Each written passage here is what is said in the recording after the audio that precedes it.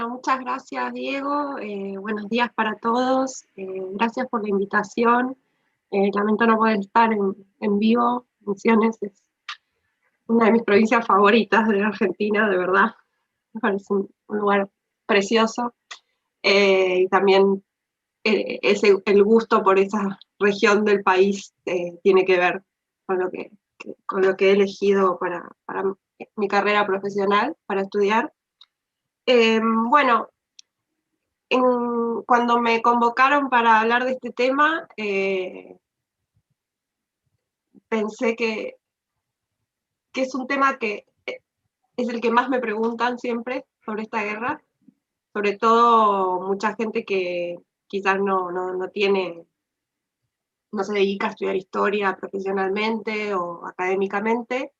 Eh, y es un tema que a mí siempre me cuesta abordar en el sentido de que me despierta cierto enojo la pasión que se le pone, pero también la entiendo, y justo más en estos días que estamos atravesando, porque lo que representa Gran Bretaña, a veces Gran Bretaña, a veces Inglaterra, para la historia de nuestro país, eh, excede con mucho a esta guerra.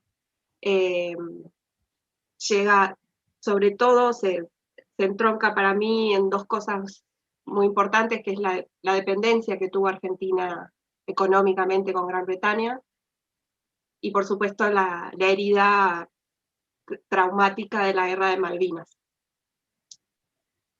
que después la vemos un poco simbolizada bueno, en este ídolo que nos dejó Diego Maradona y los goles a los ingleses, ¿no? El gol con la mano y el mejor gol de la historia, ¿no? Como manera de reivindicar. Entonces, ahí hay una simbología popular muy fuerte eh, contra la idea del imperio británico que me parece que permea toda la historia. También la podemos rastrear en la influencia hispanista que hay en nuestro país y de alguna manera la contraposición también con el imperio británico desde ahí. Y creo que eso permea finalmente esta guerra. Esta guerra es tan brutal, tan traumática, sobre todo para Paraguay, que nos exige a veces pensar cómo pudo ser posible un resultado tan desastroso. Y en general uno tiende a buscar causas que tengan digamos, la misma potencia que los resultados. El tema es que la historia no funciona así. Y a mí me gusta mucho graficarlo con la pandemia que estamos viviendo, ¿no? Aceptada que tenemos, esta pandemia comienza porque una persona, un grupo de personas ingirió algún animal que le pasó un virus a los humanos, ¿no? Es un acontecimiento en apariencia muy chiquito para lo que después despertó. Entonces, esa es la forma en que funciona la historia. Lo que pasa es que la mayoría de las veces en que algunos humanos ingieren un animal, no sucede lo que sucedió. Bueno, esta guerra y todas las guerras funcionan así. Nadie las espera cuando comienzan, nadie espera lo que va a durar, nadie sabe lo que, digamos, las consecuencias tremendas que puede tener, y mucho menos en esa época, en el siglo XIX. De hecho, está bastante claro en las fuentes que ninguno de los actores creía que la guerra iba a durar lo que duró. Está la famosa frase de Mitre, 24 horas en los cuarteles, en 15 días en campaña y en 3 meses en Asunción.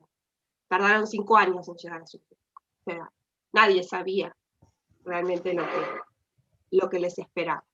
Bien, pero de todas maneras las teorías conspirativas, y acá ya me estoy adelantando mi postura, yo formo parte de la corriente que es bastante mayoritaria en la academia y bastante minoritaria en el sentido colectivo, digamos, del imaginario colectivo, que postula que Gran Bretaña no tuvo un rol decisivo en esta guerra.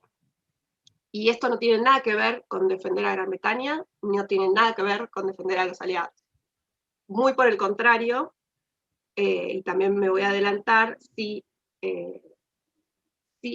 hubiese un desprendimiento político, ideológico de estas investigaciones, en mi opinión, es precisamente poner la responsabilidad en los actores que efectivamente participaron, y muy probablemente, sobre todo, en los aliados. Dejar de utilizar chivos expiatorios para explicar un conflicto que para los historiadores más renombrados sobre la guerra de los últimos años es claramente un conflicto regional. Ahora, cuando nosotros vamos a las fuentes como historiadores, vamos a encontrar Gran Bretaña en todos lados. ¿Por qué? Porque Gran Bretaña era efectivamente la potencia mundial en esa época, y eso nos puede un poco a veces confundir o nublar la visión de cuál es el rol exactamente. Por eso digo, hablo de un rol que no es determinante. Quiero ser clara con esto, no es que no existe el tema, pero voy a decir, no es determinante y tampoco es contrario a Paraguay. Y ahora voy a desmenuzar todo esto. En todo caso, hay una parte de la seducción de estas teorías conspirativas que no tiene que ver con la historia, tiene que ver con quizá la psicología humana, con que todos queremos sentirnos parte de una élite iluminada que descubre algo que los actores no sabían, que sabe algo que la mayoría de la gente no sabe, que divide la historia entre nosotros los buenos y las víctimas y los otros los malos.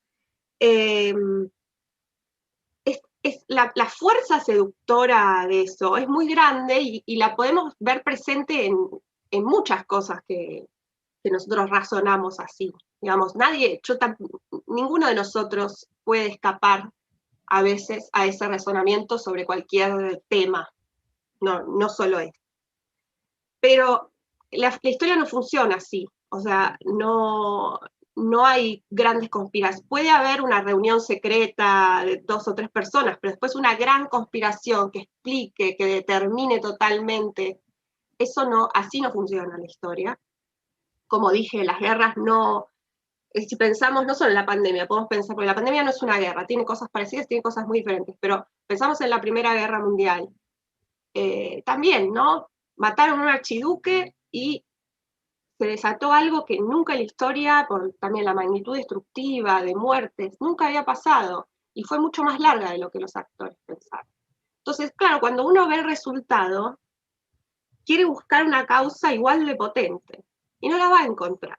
Va a encontrar causas de largo aliento, va a encontrar causas disparadoras, pero el resultado es una sucesión de errores de los actores y de contingencia, que ahora voy a ver. ¿Cuál es la teoría, digamos, conspirativa sobre Gran Bretaña? Hay varias variantes, pero digamos, la podemos resumir en que Gran Bretaña, que era la potencia mundial en ese momento, hizo esta guerra para destruir a Paraguay, que se constituía como una potencia regional, industrial, desarrollada, que podía hacerle competencia a Gran Bretaña y que entonces había que destruir. Y había que destruir a través, sin mancharse las manos, a través de aliados locales, títeres locales. Eso, a grandes rasgos, es la teoría conspirativa. En Argentina es donde más fuerza conserva esta teoría. Y, en mi opinión, eso tiene que ver con estas cuestiones que retomé al principio, culturales, y con esta clara idea de chivo expiatorio, ¿no? Como chivo expiatorio latinoamericanista, Ezequiel, los argentinos somos derechos humanos y la hermandad latinoamericana y jamás podríamos hacer esto a Paraguay, tuvo que venir alguien malo a hacerlo, a decirnos que lo hiciera y agarrar solo a los malos de la Argentina y hacerlo, pero en realidad es profundamente nacionalista la idea, profundamente nacionalista porque constituye esa idea de la argentinidad contra Inglaterra, de la que hablé al principio. Esta idea, de alguna manera conspirativa, como les dije, tiene mucha fuerza en Argentina. No tiene tanta fuerza en Paraguay, que fue la principal víctima. Hay historiadores que la sostienen en Paraguay, pero no tiene de ninguna manera la fuerza que tiene en Argentina. Esto tiene una lógica.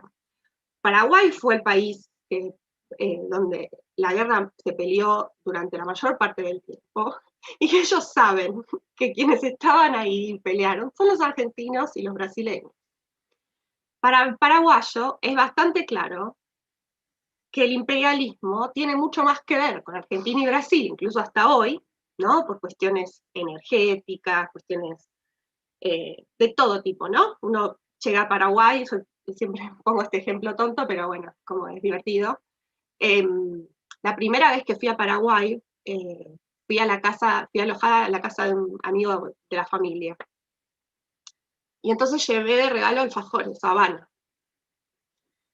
Y cuando bajo en el aeropuerto, el único café que hay en el aeropuerto de Asunción, por ahí alguno lo conoce, es una Habana. Entonces, ahí está, de ese ejemplo chiquito puedo decir todo, ¿no? El combustible que le ponían al avión era brasileño. Llegabas a la casa que te alojaban y estaban viendo TN en Asunción. TN mismo ponía el clima de Asunción, porque sabe que lo ven en Paraguay. Entonces, digamos, creo que el paraguayo promedio tiene en claro que la guerra no le hicieron los ingleses. La guerra fue, esto es tema para otra exposición, la guerra fue básicamente un conflicto regional que si uno mira el siglo XIX es muy claro. A partir de 1810, cuando está la Revolución de Mayo y después las sucesivas revoluciones de independencia, los virreinatos, que eran enormes entidades políticas que abarcaban muchos de los países que hoy conocemos, se caen. Y los países que hoy conocemos no estaban formados. No era obvio. No era obvio que Misiones iba a ser parte de lo que hoy es Argentina, no era obvio que Jujuy y Salta iban a ser parte de lo que hoy es Argentina, y millones de etcétera. Y que Entre Ríos no se iba a hacer una república aparte o una república con la banda oriental, un montón de cosas. Eso se empezó a manifestar en sucesivas guerras de independencia, civiles, que lo que manifestaban eran estas soberanías provinciales, regionales en pugna, y que fueron formando los estados nacionales que hoy conocemos. Hubo algunos conflictos limítrofes que esas guerras y las disputas también diplomáticas no resolvieron, no terminaban de resolver. Uno es la cuestión del Mato Grosso, y uno puede decir, bueno, ¿qué? Una guerra por un límite nos suena hoy como absurdo, pero en el siglo XIX era muy importante, porque quien controlaba recursos y controlaba los ríos tenía mejores posibilidades de acceso, de comercio, era muy importante. La cuestión del Mato Grosso, lo que es parte del Mato Grosso do Sul hoy en Brasil, con Paraguay era muy importante para Brasil porque el río proporcionaba una vía de comercio muy buena hacia Río de Janeiro. Claro, décadas después eso dejó de ser importante porque ya había otros medios de transporte, pero en ese momento era vital, y ni hay que hablar las décadas anteriores. Entonces, ese terreno estuvo en disputa años. Lo mismo, y lo saben muy bien, lo que es hoy el territorio de la provincia de Misiones, y Formosa, que también ofrecía, que después de ofrecer también ciertas ventajas comerciales con lo que tiene que ver con la deforestación. Bueno, eso es el conflicto de largo aliento que estaba con esta guerra. El problema es que en general estos conflictos se resolvían con guerras más chiquitas, con disputas diplomáticas, y acá empezó con una guerra chica que se fue haciendo cada vez más grande. Y bueno, en Paraguay la conocen como Guerra Grande o Guerra Guazú. Bueno, la teoría revisionista en Argentina tiene esta forma de Gran Bretaña, como les dije, y está representada por dos historiadores a los cuales yo, en principio, respeto bastante porque entiendo en el contexto que escribieron, que son León Pommer y José María Rosa. También está la obra de Milcíades Peña, aunque Milcíades Peña no escribe a esto de Gran Bretaña, y hay otros revisionistas que sí escriben, pero los más famosos son Pommer y Rosa, que escriben en los años 60, muy imbuidos del clima de la Guerra Fría, y que lo que hacen es reaccionar a la historiografía dominante sobre la guerra en ese momento, que era la mitrista. La historiografía mitrista lo que hacía era estudiar esta guerra como una gesta nacional patriótica de la civilización contra la barbarie, exaltaba los valores argentinos por sobre el supuesto atraso paraguayo. Yo siempre hablo de las representaciones, estoy hablando de lo que pienso yo.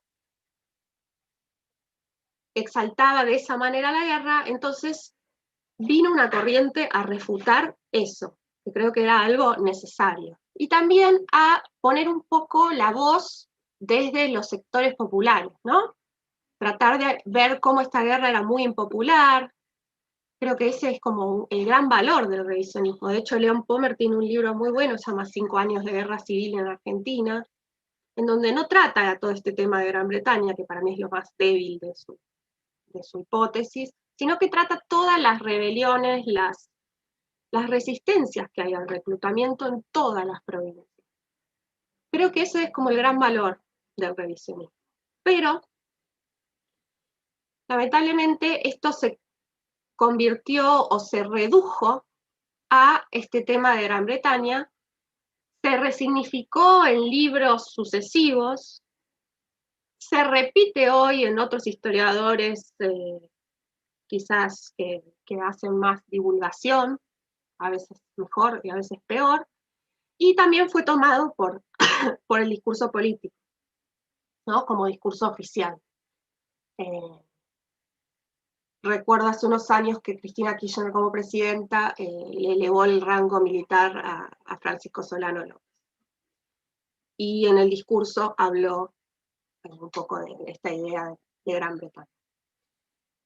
En Paraguay, en Brasil, el revisionismo es una copia de esto, porque José Luis Chiavenato fue el que escribió Genocidio Americano, un libro que vendió miles y miles de ejemplares en Brasil, es muy conocido, y es básicamente una repetición, quizá escrita de una manera más amena, de las ideas de León Pommer. Pero en Paraguay, y siempre resalto esto, porque Paraguay es el vencido, en Paraguay el revisionismo es anterior al revisionismo argentino, y no tiene nada de antibritánico. El revisionismo paraguay es reivindicar la figura del Mariscal López, básicamente, sobre todo, ¿no?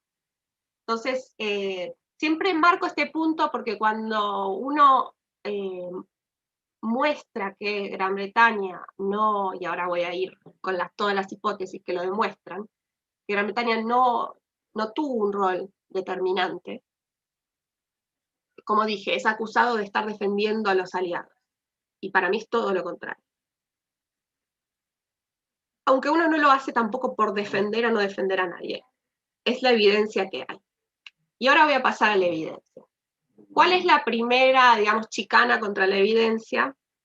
Es que no podemos encontrar evidencia que diga que Gran Bretaña efectivamente quería destruir a Paraguay. Porque, por supuesto, no hay un documento de la reina Victoria o del servicio diplomático diciendo vamos a destruir a Paraguay. Pero es una chicana muy común, que además en general utilizan mi nombre, Victoria, para decirme, hacer un juego con la reina. Bueno, pero lo que hay es mucha evidencia en contra de la teoría. No tenemos evidencia de Gran Bretaña quiero destruir a Paraguay, por supuesto, pero sí tenemos mucha evidencia en contra de que eso no era así.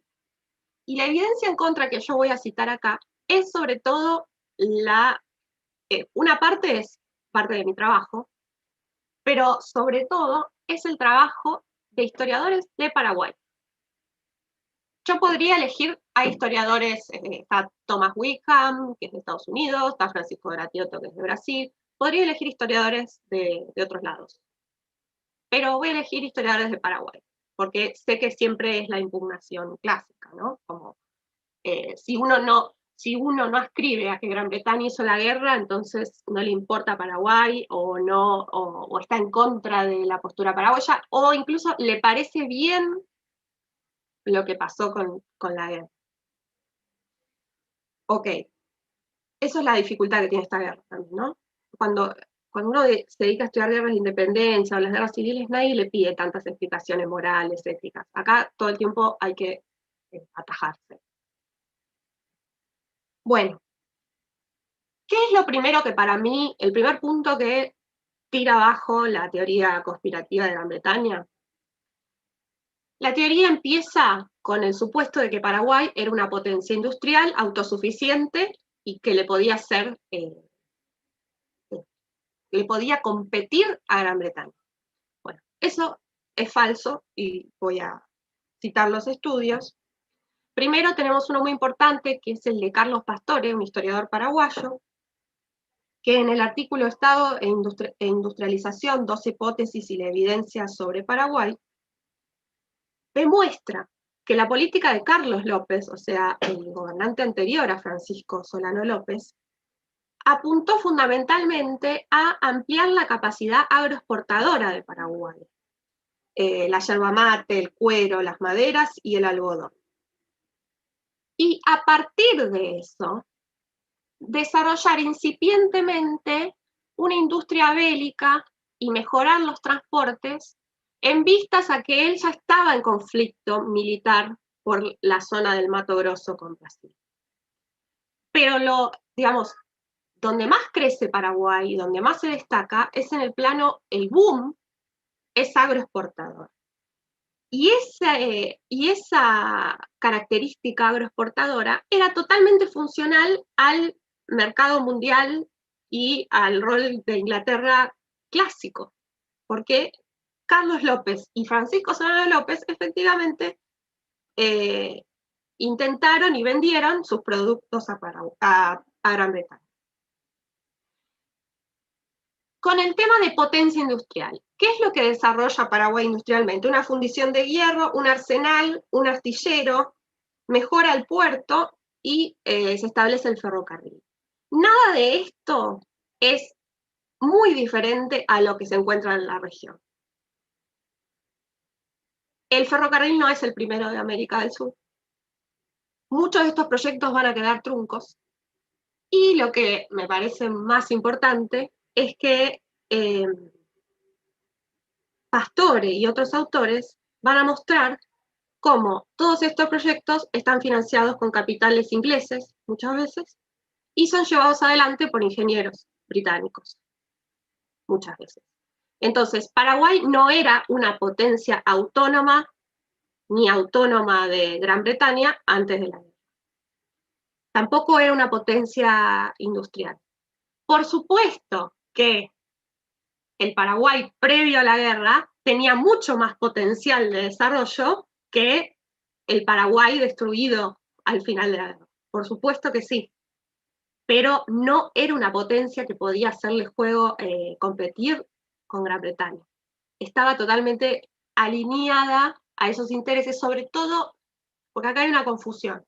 Una cosa es el gobierno de José Gaspar Rodríguez de Francia, que termina con su muerte en 1840, que era un gobierno muy autónomo, muy cerrado, y otra cosa es Carlos Antonio López, que ya para cuando llega la guerra hace 20 años que está, y que había abierto Paraguay al mundo y a Gran Bretaña también.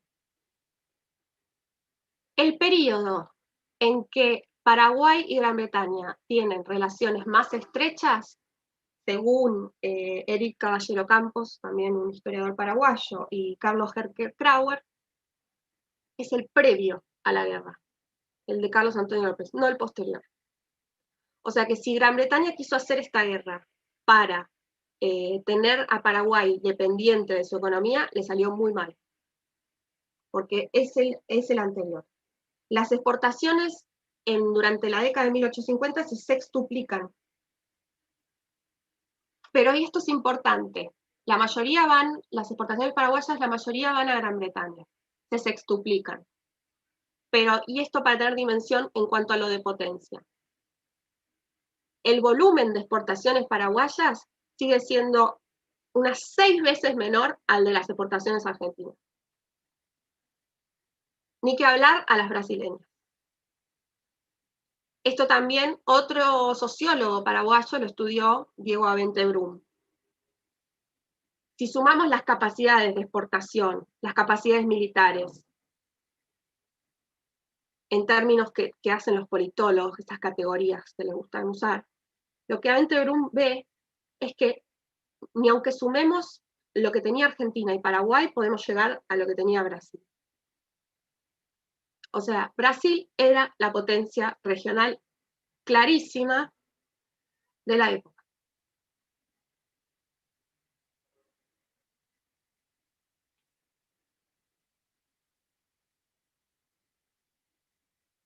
Otra hipótesis es que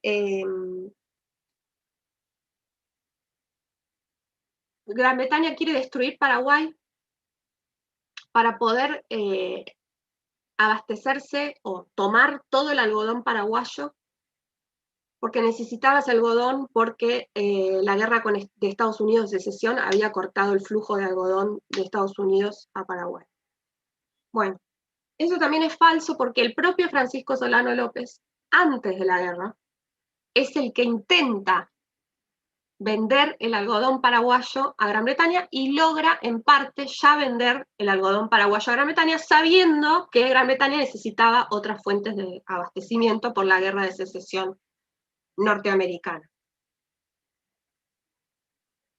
Las manufacturas británicas antes de la guerra representan el 75% de las importaciones en Paraguay antes de la guerra. Lo repito, las manufacturas británicas representan el 75% de las importaciones de Paraguay antes de la guerra, según Josefina Pla, una historiadora también paraguaya.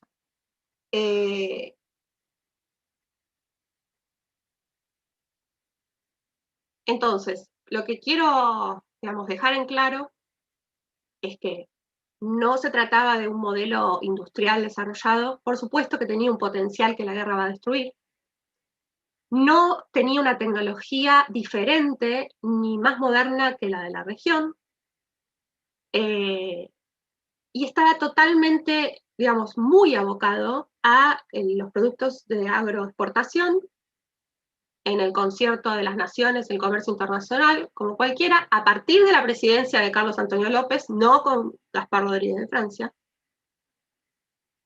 Y gran parte, o la mayoría de las importaciones, manufacturas, y toda la incipiente fundición de hierro, ferrocarril, etcétera, se hicieron con capitales ingleses y con ingenieros ingleses.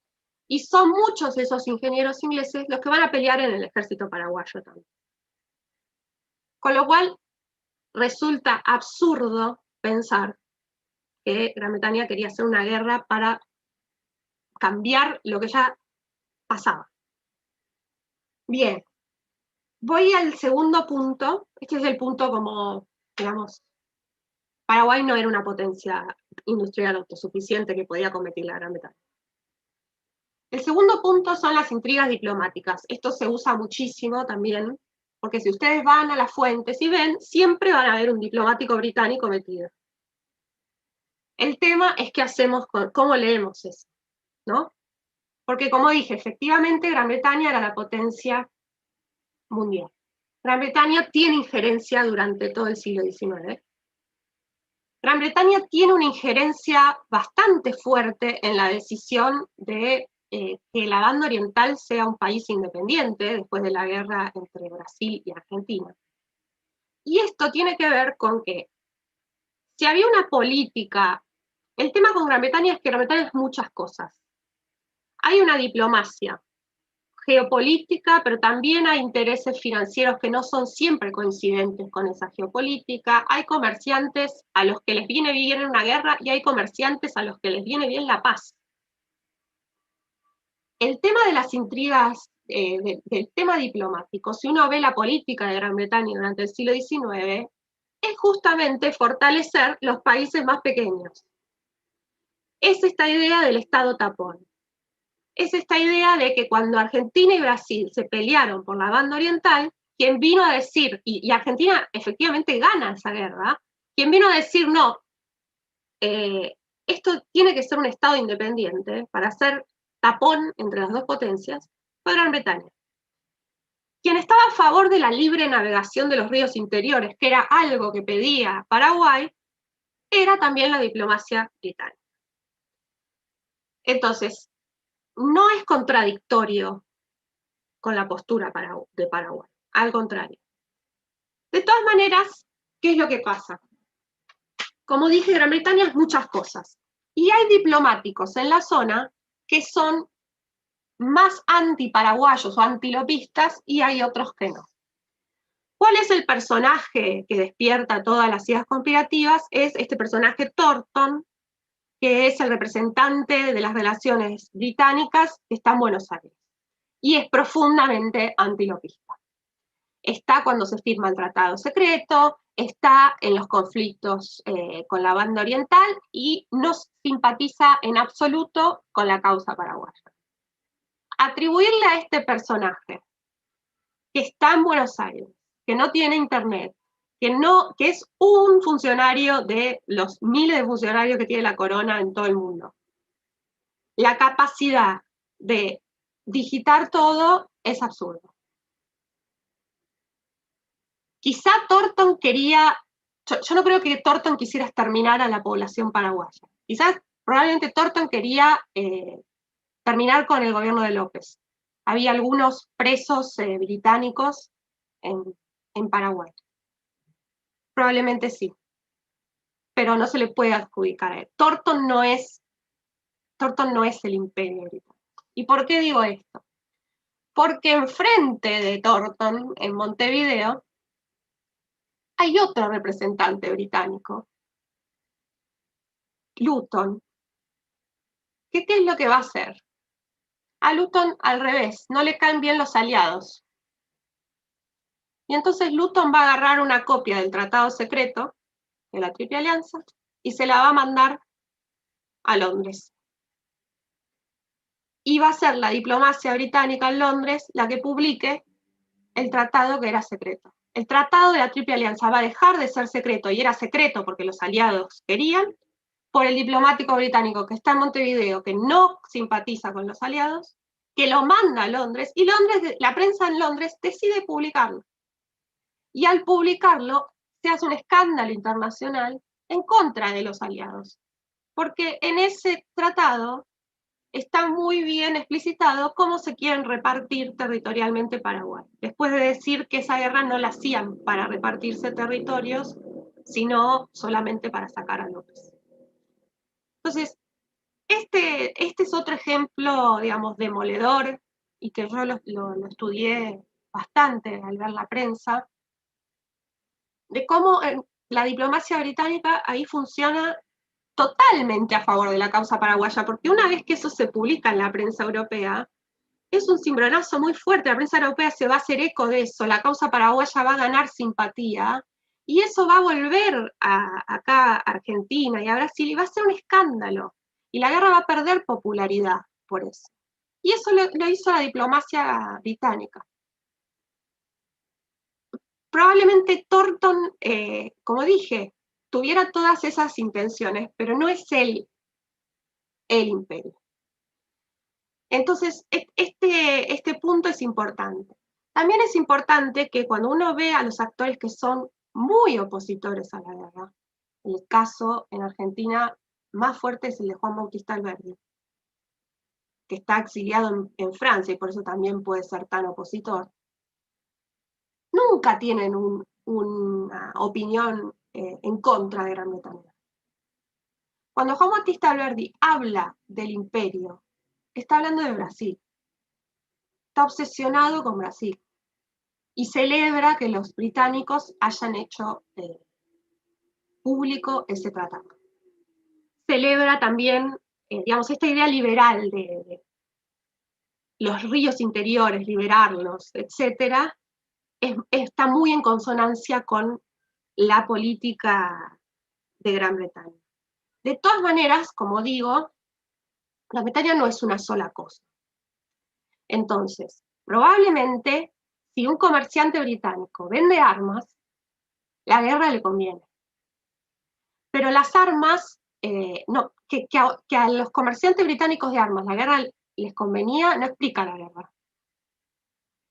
Las armas que se usaron en la guerra fueron mayoritariamente británicas, sí, pero se habían hecho antes muchas, y las había hecho Carlos Antonio López. Y también se compraron muchas armas de Francia y de Bélgica, por ejemplo. Por supuesto que hay comerciantes que aprovechan la guerra, empezando por los comerciantes del litoral argentino.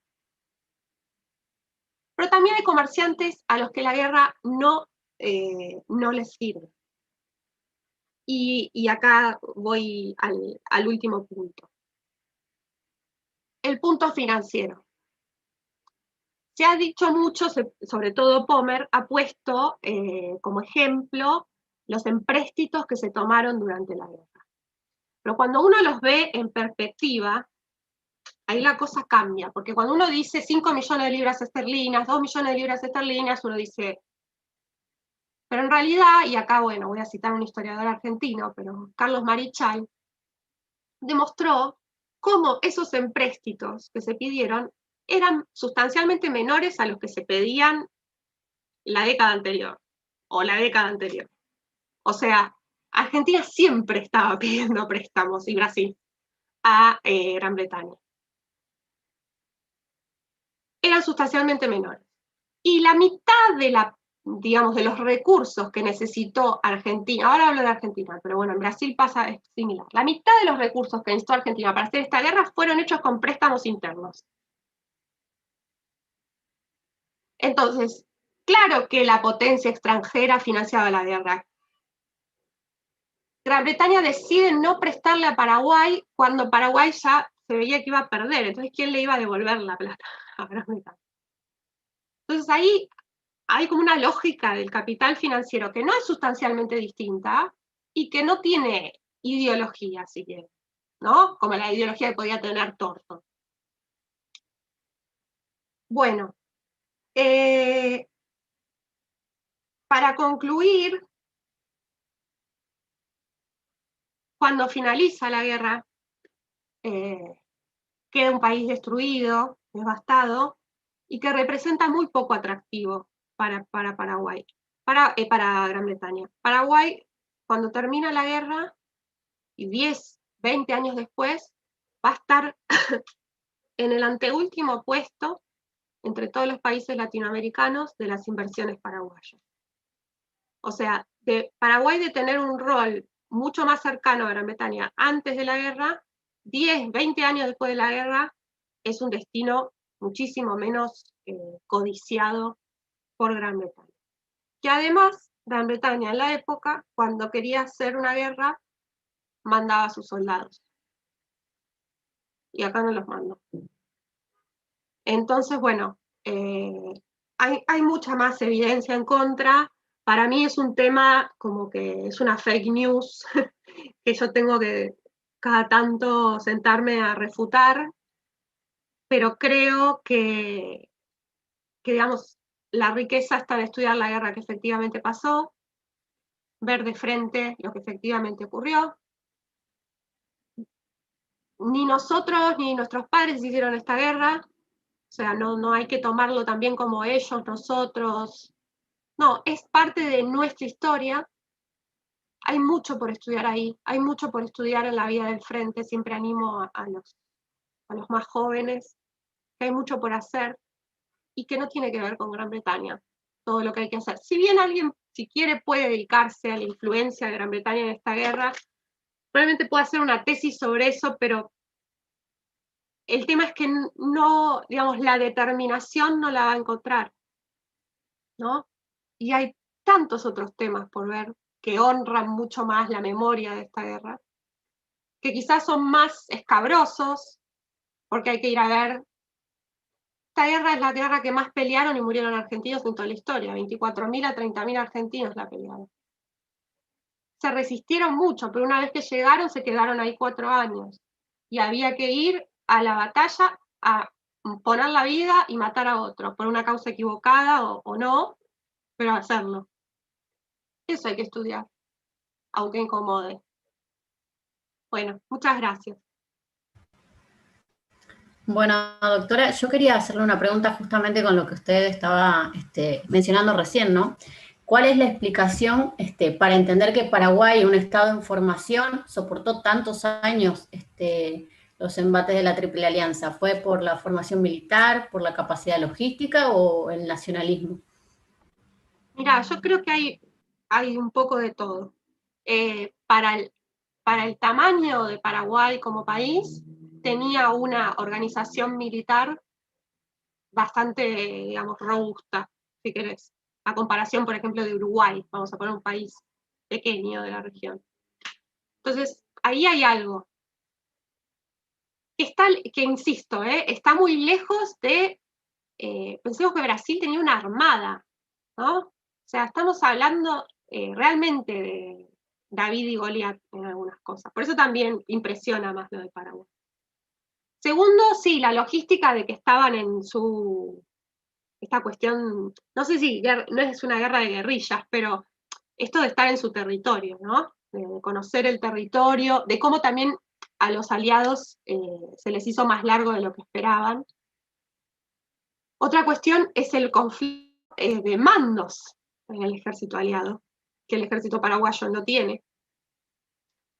Por supuesto también que hay al principio, no sé si yo lo pondría en términos de nacionalismo, pero no es lo mismo ir a hacer una guerra a un lugar lejano que tener que defender la tierra donde uno vive y que están arrasando.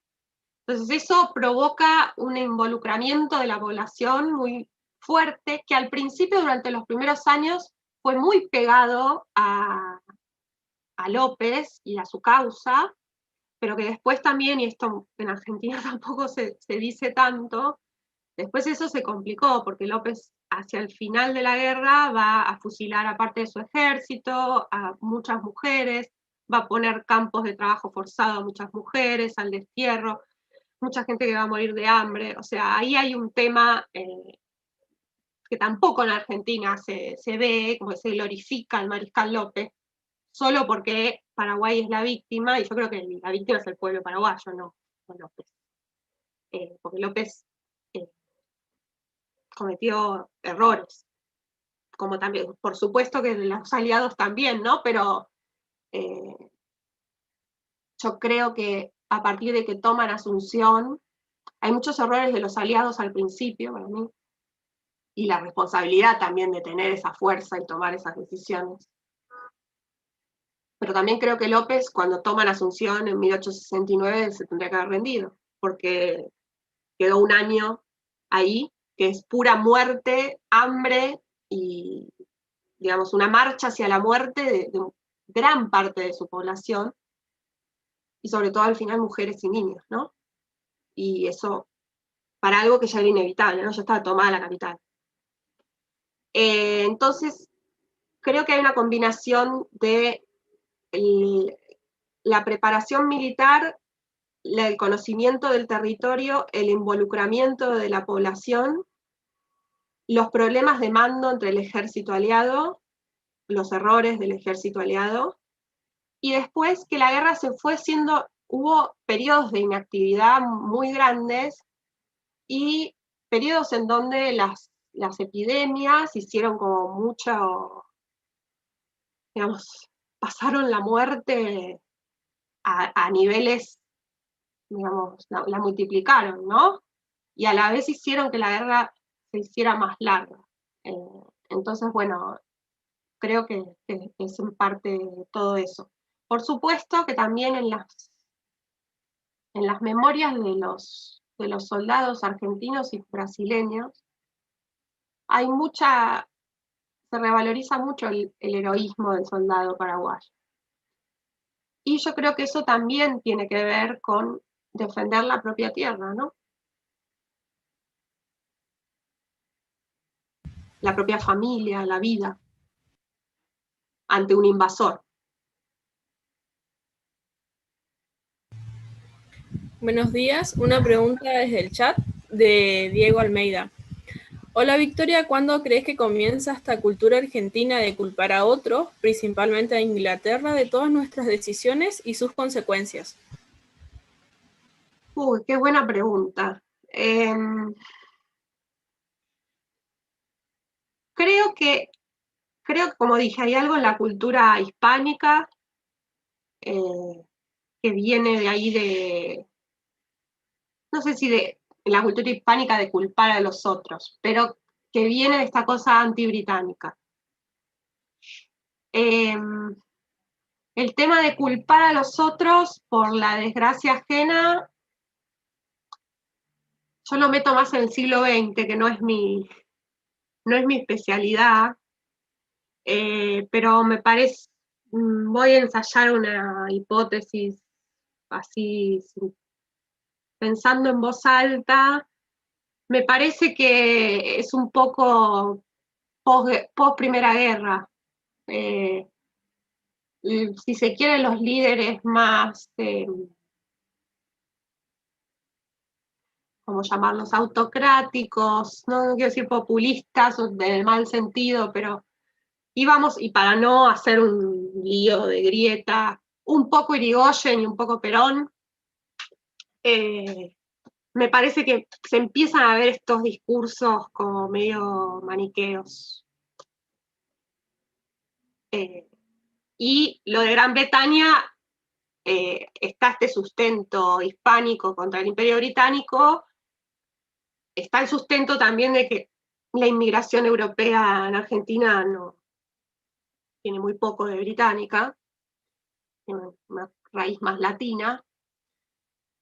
Y está, por supuesto, toda esta cuestión de la dependencia, que digamos, eso no lo voy a negar, y que creo que es lo que permea todo lo demás, que es la dependencia económica que tiene durante décadas o siglos, un siglo entero, Argentina de Gran Bretaña.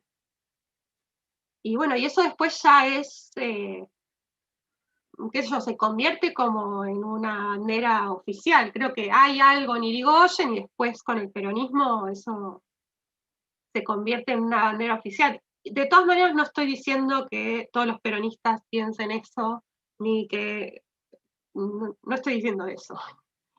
De hecho, mucha gente que no es peronista me dice, estoy en la guerra del Paraguay, lo hicieron los ingleses. Entonces, creo que hay algo de argentino, de que después se mezcla con las Malvinas, hay algo de nacionalismo, de cómo se funda nuestro nacionalismo, y después hay algo de lo psicológico, humano. O sea, y eso es algo contra lo que los historiadores siempre tenemos que pelear. Si nosotros hacemos libros que dicen esto es más complejo, esto no es como parece, eso vende mucho menos, es mucho menos seductor que ofrecerle certezas al lector, decirle que él es el bueno y los otros son los malos, decirle ese tipo de discurso, no sé si tiene tanto que ver con la historia, o si los historiadores podemos hacer algo contra eso, porque me parece que tiene que ver con cuestiones psicológicas, sociológicas. Bueno, una pregunta de YouTube, ¿sí? Sí. De Omar, que dice, ¿actualmente existe algún reclamo por parte de Paraguay ante el Brasil por la devolución de los territorios del Mato Grosso? No, de devolución de territorios no hay reclamos. Está el tema de los trofeos y de algunas pertenencias, pero de territorios no. Y por supuesto no existe ningún reclamo, es una buena pregunta, no existe ningún reclamo a Gran Bretaña.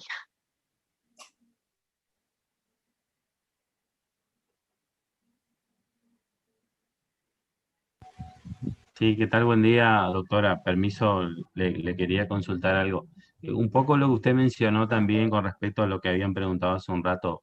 eh, un poco la guerra creo también se extendió durante todo ese lapso de 5 años, pero eso tampoco quiere decir que todos los días estaban peleando, ¿sí? No. Hubo un momento donde la guerra fue un parate total y que incluso acá en Posada, digamos, cuando estaban las tropas acampando, esperando para poder cruzar el Paraná e irse hasta Asunción, estuvieron mucho tiempo parados sin disparar un solo tiro, haciendo guardias nada más, esperando para movilizarse, digamos. También por ahí existe la idea que la guerra, si bien tuvo una brutalidad importante, pero tampoco hubieron años incluso que las tropas estuvieron paradas, que no hubo combates, no hubo enfrentamientos importantes. Eh, un poco también el traslado, la logística de las personas, del armamento, el terreno era muy complicado, los recursos tampoco eran tantos, digamos, como para movilizar tropas, gente, armamento, no sé, ganado, caballos, cañones. Un poco también eso marca, digamos, esa dificultad hace que también la guerra se haya, o colaboró, mejor dicho, en que se extendiera por varios años.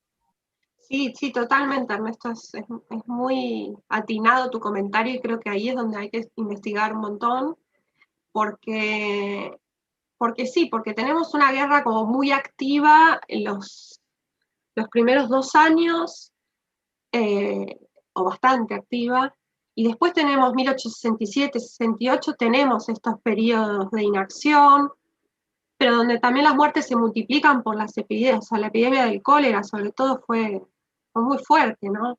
Tan fuerte que llegó a Buenos Aires y mató al vicepresidente. Pero en el frente, digamos, de hecho la mayoría de las muertes fueron por epidemias y no por las batallas. Y después hay como un resurgir del movimiento, sobre todo hacia el final, con la toma de Asunción y esta casa de López. Pero sí, también la guerra se hizo larga, porque también las guerras son así, ¿no? No son combates todos los días, porque bueno, porque si fuera así se hubiera terminado mucho más rápido. Y también no se terminaba porque, y ahí creo que está el tema de la política, como recién les dije, para mí el error de López fue no rendirse a tiempo para salvar a su población. Creo que hay un error, digamos, ahí aliado muy grande. Primero en, digamos, la obstinación de Pedro II en que la guerra solo podía terminar cuando mataran a López. Eso hizo que la guerra fuera muy larga porque no terminaban de capturarlo. Y después, obviamente, y ahí está el debate para Argentina, que creo que también sería como muy interesante que algún investigador lo tomara, que es ¿por qué Argentina no rompe el tratado antes? Porque, digamos, cuando uno trata de entender la lógica de los actores en ese momento, sin ascribir a ninguna muerte, si uno es el presidente de Argentina y hay un ejército que invade Corrientes, hay que mandar un ejército. El tema es, ¿qué hacía Argentina después? Y por eso también la guerra se volvió impopular después, sobre todo en las clases políticas también. ¿Qué hacía Argentina después? Quedándose 5 años ahí, o sea, yendo hasta el final, cuando en Yataiticora podía haber establecido algún tipo de arreglo, cuando los brasileños después van a negociar separado y no van a respetar lo que decía el tratado.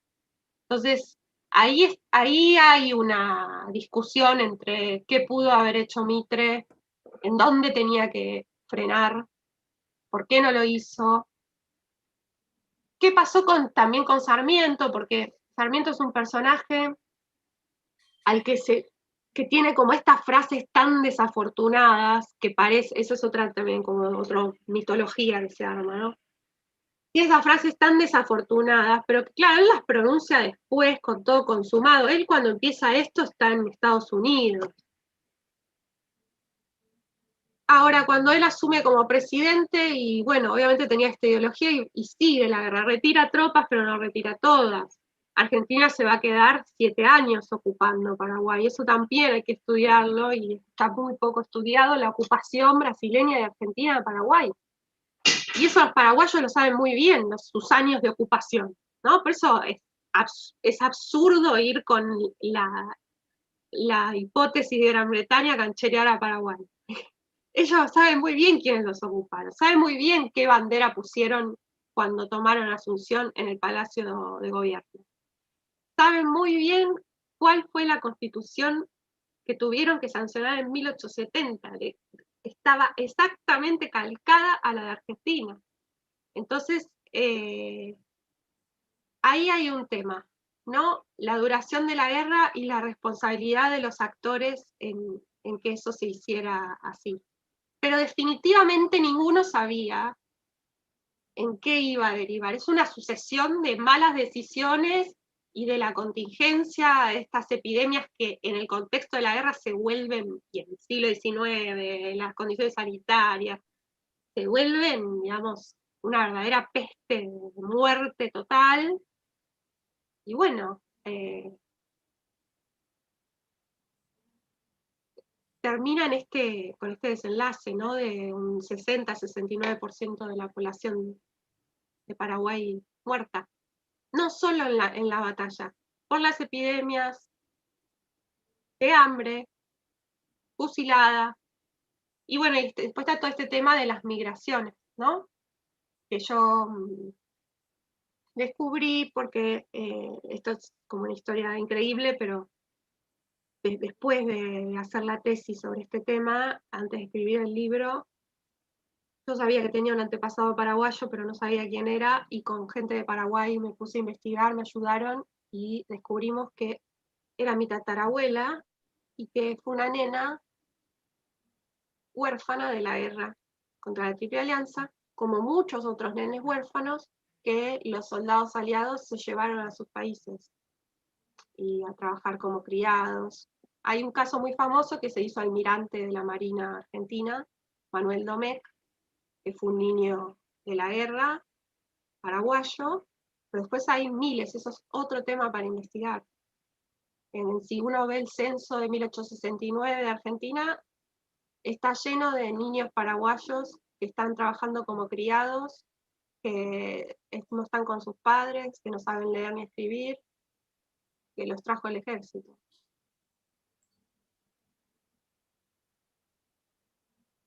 Yo tengo Gracias, una pregunta. doctora. Buenos días, profesora. Teniendo en cuenta esta visión que usted nos está, naturalizado a los estudiantes de historia mucho tiempo, tenemos esta visión de que por ahí cuando nos preguntan las causas o los responsables del porqué de la guerra, uno lo que se imagina primero es esto, de Paraguay como una gran potencia y un sistema de alianza que se llevó adelante en contra. Pero para usted, ¿cuáles serían, caracterizado brevemente, las causas de la guerra, los por qué? Las causas son, como dije, la causa de largo aliento es constituir los estados nacionales. Lo que pasa es que yo te lo digo así, y vos me decís, eso no me llena, no me sirve. Pero es muy fuerte esa causa, y si vos mirás la región, hay otras, está la guerra del Pacífico, Chile, Perú, Bolivia, está la guerra entre Estados Unidos y México, y son todas guerras por recursos y límites, que hoy nos parecen obvios, pero en ese momento se ganaban con guerras. El tema es que la guerra de la Triple Alianza tomó una magnitud que las otras no tuvieron, y entonces eso nos hace querer buscar una causa diferente, muy diferente a la que tenían otras guerras que pasaban. La de secesión de Estados Unidos es lo mismo también. Son guerras de constitución de estados nacionales. Si vos agarrás el mapa en 1810 de la región, vas a ver que hay 3, 4 grandes unidades territoriales de gobierno. Eso se cae y no estaba escrito que esto iba a ser la Argentina, esto iba a ser Brasil. Todos esos fueron guerras.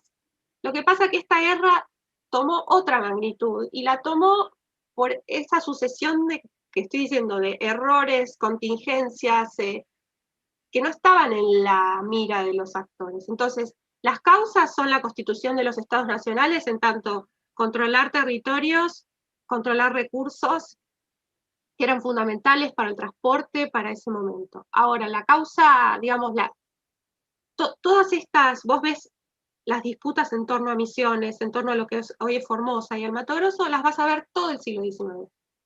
Nada más que mandaban un barquito, tiraban un cañón, no pasaba nada, se iban. Mandaban un ejército, los sacaban, se iban. Se peleaban los correntinos con los brasileños, se iban. Es una constante. Bueno, esa es la causa, como si yo te dijera, la Primera Guerra Mundial, ¿cuál es la causa? Y la disputa entre los imperialismos, los nacionalismos. Y es eso.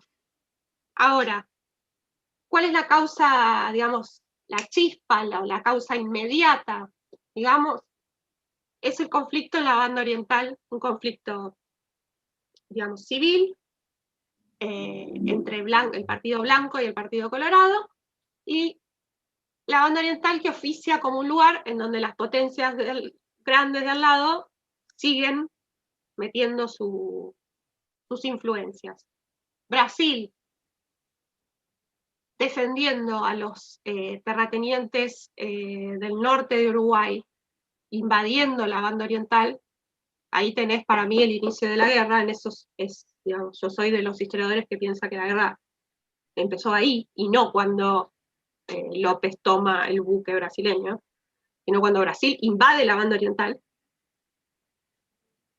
Y a Mitre sosteniendo una revolución contra el gobierno blanco, porque Flores, el general colorado Venancio Flores, sale de Buenos Aires y sale con toda la artillería de Mitre. Ahora, cuando Mitre manda a Flores y cuando Brasil invade la banda oriental, nadie está pensando, si bien te van a agarrar y a decir, no, acá en el Tratado de Puntas del Rosario, que es un tratado anterior, ya estaba escrito que estaban en contra de Paraguay, pero ese tratado no dice eso. Es como que se está buscando, y acá estaba Thornton. La mecha es ese conflicto en la banda oriental, que termina primero en una guerra. Lo que primero pasa es una guerra entre Brasil y Paraguay, que era lo natural, si querés. ¿No? El conflicto en Mato Grosso, ¿por qué López contrata ingenieros ingleses, trae los ferrocarriles y organiza un ejército? Porque está peleando con el imperio brasileño por Mato Grosso hace décadas. Están ahí, que invaden, que no invaden. Ahí estaba el conflicto natural. Y eso es lo que empieza digamos, la guerra que después es la Triple Alianza. Los brasileños invaden la banda oriental, dicen, están tocando los intereses de los terratenientes brasileños, no puede ser, y Francisco Solano López dice, están violando el equilibrio del Plata, les tomo un buque. Guerra Brasil y Paraguay. Eso es el inicio de esta guerra, y podría haber sido, y esa era la guerra, si querés, natural, y que capaz se terminaba muy rápido, y que era la guerra que se veía venir y para la que se prepararon los López. El tema es que después eso se hizo Triple Alianza. ¿Por qué? Porque a Mitre los López no le caían bien ideológicamente, porque Mitre Argentina tenía reclamaciones territoriales con Paraguay no resueltas, y porque la diplomacia brasileña en diciembre del 64 empieza a hacer presión en Buenos Aires para que se forme esta alianza, porque los brasileños necesitaban estratégicamente establecer su base en Concordia o en Corrientes para hacer, digamos, mejor la guerra contra Paraguay. Necesitaban ayuda militar. Y ahí también está una de las polémicas de la guerra, porque Mitre acepta hacer esta alianza. En vez de por ahí limitarse a hacer una guerra que expulse a los paraguayos de Corrientes. Y de hecho, se lo advierten, o sea, Urquiza, que tiene un rol así también como considerado polémico, aunque en realidad es bastante, digamos, condicente con lo que allá había pasado en Pavón, o sea, que Urquiza se había rendido. Pero Urquiza dice, yo lo voy a apoyar, Mitre, pero no me parece que haga la alianza con Brasil, esto le va a traer muchos problemas. Esto no es lo conveniente, esto es lo impopular, y esa va a ser la impopularidad de la guerra. Así que las causas son la constitución de los estados nacionales, controlar recursos, y este conflicto de la banda oriental es lo que lo desemboca. Como las causas muy parecidas a las de otras guerras. El tema no son las causas, sino que el tema es a lo que escaló la guerra, y en eso sí es excepcional la guerra, sí es una guerra total, sobre todo para Paraguay, pero eso no estaba en lo que pensaban los actores. Como te dije, Mitre dijo en 3 meses en la Asunción, en 3 meses. O sea, la subestimación de todo lo que pasó era enorme. Ni hablar, imagínate el emperador Pedro II, una persona, digamos, con un poder tan grande que en algún punto explica también por qué Mitre acepta todas las condiciones, ¿no? Como se acobarda ante eso. Gracias. De nada. Una pregunta desde YouTube. Considerando su estancia y continuo contacto con los historiadores paraguayos, ¿cuál es la visión oficial de Paraguay respecto al supuesto rol de Inglaterra en manuales escolares? Mira, yo la verdad no tuve contacto con los manuales escolares de Paraguay, así que no voy a mentir. Lo que sí puedo decir es que digamos, la disputa en Paraguay fuerte es entre los lopistas y los antilopistas. O sea, ahí está, si querés, la grieta, ¿no?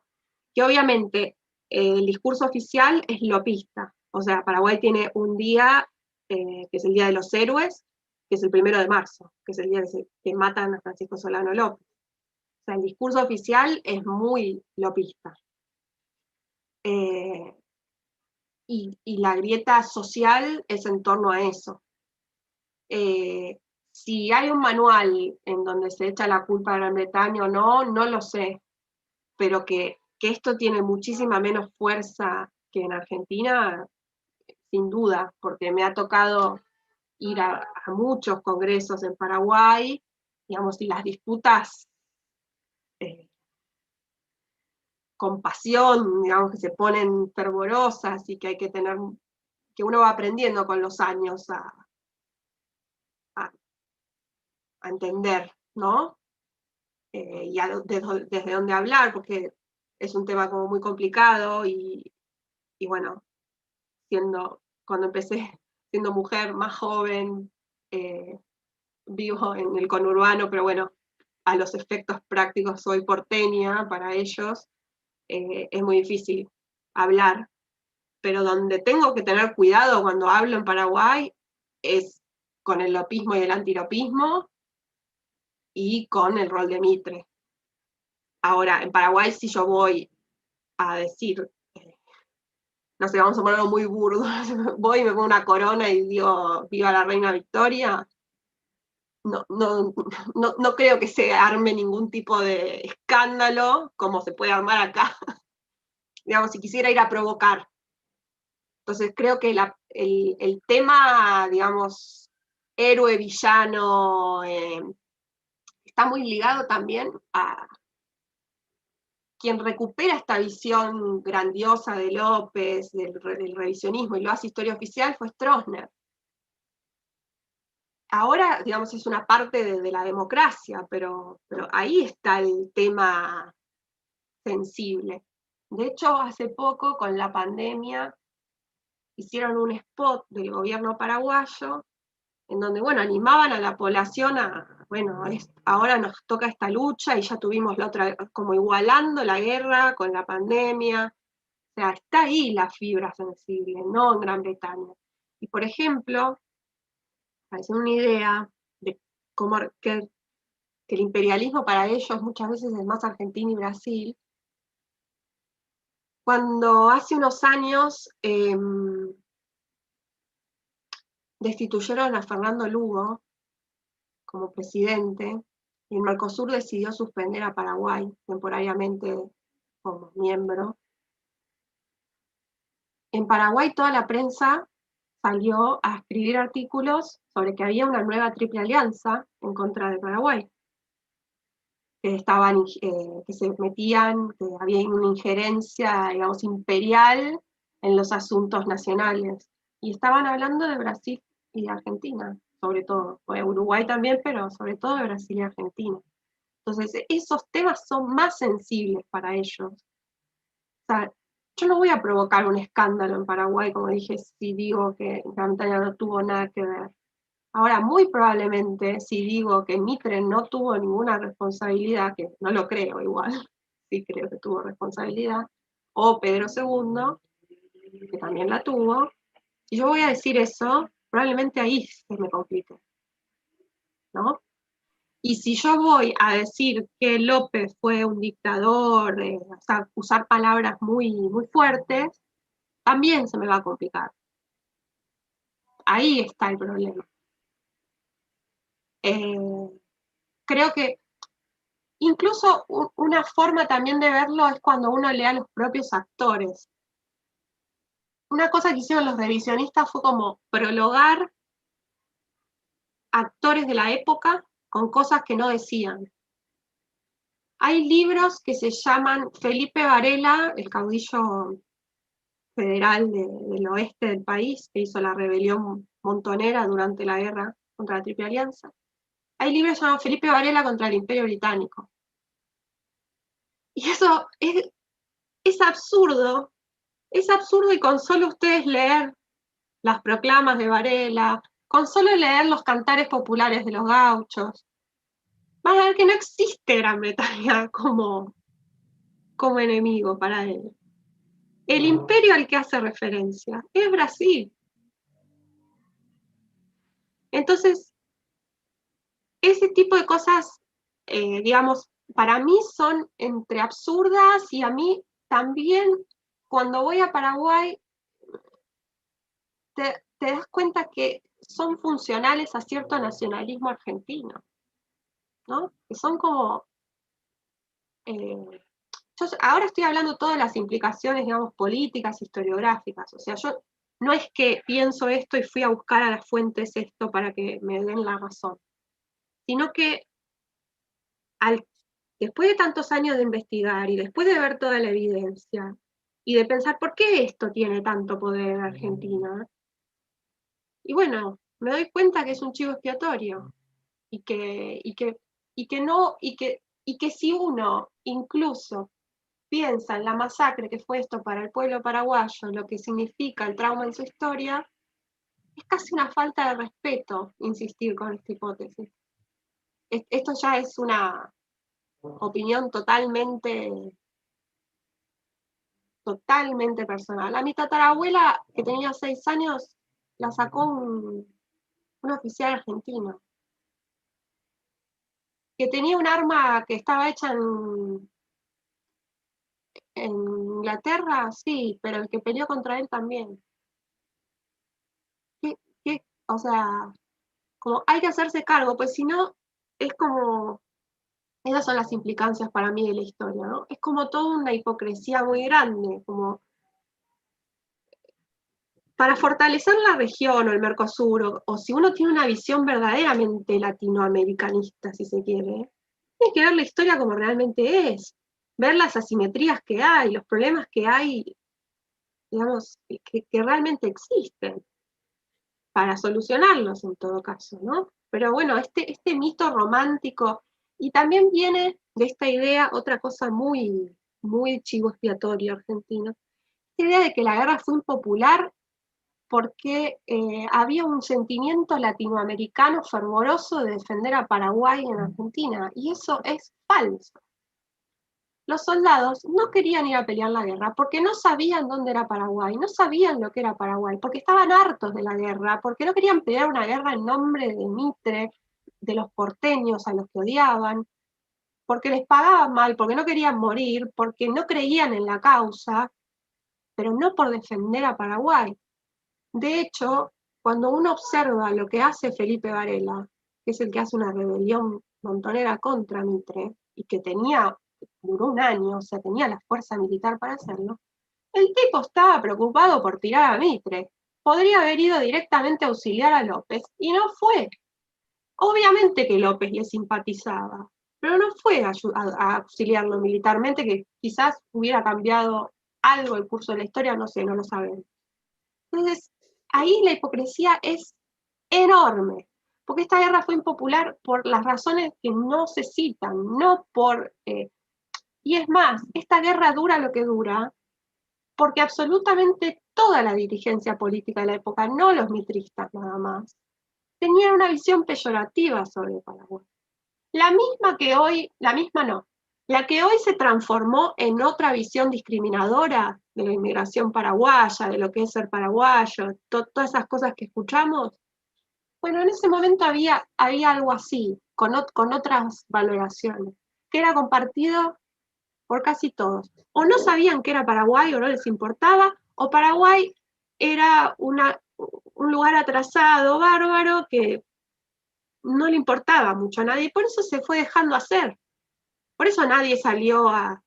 Y lo que molestaba profundamente, y lo que hizo muy impopular esta guerra, es que se hiciera con Brasil, no que se hiciera contra Paraguay. Entonces, yo creo que si uno quisiera tener algún espíritu latinoamericano, debería ver esas cosas de frente, ¿no? Para que en todo caso poder entender mejor las relaciones dentro de la región. David Baum. ¿Qué tal, María Victoria? Vos hablaste en un momento de la libre navegación de los ríos y cómo Gran Bretaña estaba a favor de esa libre navegación de los ríos, y creo que uno de los antecedentes quizás más destacados que tiene que ver con esta cuestión fue la batalla de Vuelta Obligado de 1845. O sea que ahí se demuestra, y esto apoya tu tesis, con respecto a los intereses de Inglaterra de abrir los ríos para la libre navegación y la libre comercialización, y el impedimento que ponía en este caso, bueno, Buenos Aires, digamos, a través de Rosas, pero ya había antecedentes de esto, o sea que ahí demuestra también, si uno estudia, digamos, el periodo rosista y demás, que Rosas también tenía arreglos con Inglaterra y desarreglos por otro lado, pero Inglaterra siempre participó, digamos, en los negociados dentro de la región, y creo que también podríamos pensar también como este germen que después terminó en lo que conocemos como la Guerra Grande, ¿no? La Guerra de Triple Alianza, en estos intereses que tenían dentro de la región con aquellos comerciantes, en este caso con Inglaterra. Pero me parece quizás un punto interesante que aditiva a esto que vos planteás, y que, bueno, que tiene antecedentes 20 años antes de la guerra, ¿no? Sí, David, es muy interesante lo que decís, porque yo creo que si alguien va a estudiar esta guerra y quiere ver Gran Bretaña, la va a encontrar. Y la va a encontrar y la va a ver distorsionada, porque precisamente lo que requiere esta guerra es haber estudiado todo el periodo previo. Porque si no, esta guerra cierra el periodo de las independencias, cierra cuestiones que venían desde el rosismo. No se olvidemos que Rosas fue el que le negó sistemáticamente el reconocimiento a la independencia de Paraguay, hasta que no se terminó el gobierno. Fue Urquiza el que tuvo que reconocer la independencia paraguaya. Entonces, cuando yo no digo hacer una investigación, digamos, de fuentes totalmente exhaustiva de todo el siglo XIX, es imposible. Pero para estudiar esta guerra, no se puede ir primero a la fuente de la guerra. Hay que ver todo. Y cuando uno ve todo, se da cuenta que esto estaba, y que lamentablemente, como digo, como la pandemia, que uno piensa, ¿por qué no se comieron unos canelones de verdura en vez de un murciélago? Bueno, ¿por qué? Acá hay muchos porqués, ¿no? ¿Por qué Mitre decidió firmar ese tratado? ¿Por qué no se fue antes? ¿Por qué Pedro II se obsesionó? ¿Por qué López tomó ese buque pensando que él era más que Brasil y que iba a estar? ¿Por qué? ¿Por qué? ¿Por qué? Claro. Y todo fue escalando. Pero Sí. los orígenes del conflicto son tan del siglo XIX, y esta cuestión de Gran Bretaña es tan clara, de esto de la libre navegación y contra el monopolio de Buenos Aires, y esto de los estados tapones también, eso también es muy importante. Gran Bretaña tenía, cuando inicia la guerra, Gran Bretaña tiene las relaciones rotas con Brasil por la cuestión de la esclavitud. Eso tampoco se cita en el revisionismo, eso es muy grave. O sea, ¿qué tipo de alianza militar podían hacer si ni siquiera tenían relaciones diplomáticas? Claro. Es absurdo. Entonces, más allá de que, por supuesto, las características, si se quieren, autocráticas de López, digamos, a la facción liberal de Argentina, de Gran Bretaña, le caían pésimo, y fueron a sacarlo, y era una piedra en el zapato de la región. Más allá de eso, la verdad es que postularlo de Gran Bretaña no tiene ningún sentido, ni por lo que representaba Paraguay para ellos, y en esto no quiero ser despreciativa con Paraguay. Ni Paraguay ni Argentina, ni Brasil le podía hacer competencia a Gran Bretaña. Basta. Claro. O sea, No, eso es verdad. Lo que pasa es que viste que los argentinos somos muy de leer el título de la noticia y no la noticia completa, entonces esto arranca de las invasiones inglesas, ¿no? El rol, digamos, de los ingleses en el mundo como imperialistas, y desde ese germen, digamos, de invasiones inglesas, después se vuelve todo muy incongruente a lo largo de la historia argentina, porque vemos cómo estos tipos que nos querían invadir, que después nosotros, bueno, los vencemos, pero después terminamos negociando con ellos, y al mismo tiempo después les ponemos trabas para que tampoco ingresen. Entonces es como una cuestión, es complejo, es compleja la historia argentina porque es complejo también, ¿no? Esta cuestión argentina en términos sí, históricos.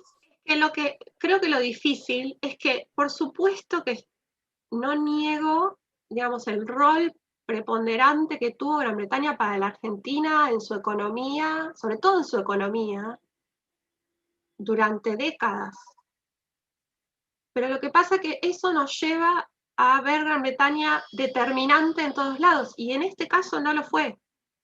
O sea, no fue determinante, o sea, la evidencia en contra de que haya sido determinante es muy fuerte. O sea, no, digamos, y eso no niega ni los intereses británicos, ni la dependencia, ni no sé, lo que esa dependencia nos pudo haber causado, ni niega si la causa de Malvinas es justa o injusta, ni el esfuerzo de los soldados que fueron a morir a Malvinas, no niega nada, no niega que yo era chiquita y grité el gol de Maradona, o sea, no niega nada, esa alegría no la niega, eso está.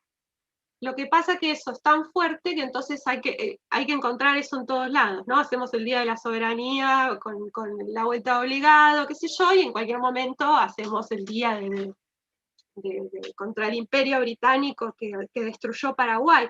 Y no, a Paraguay lo destruyó el Imperio Brasileño, la República Argentina, y en parte también, al final, Francisco Solano López.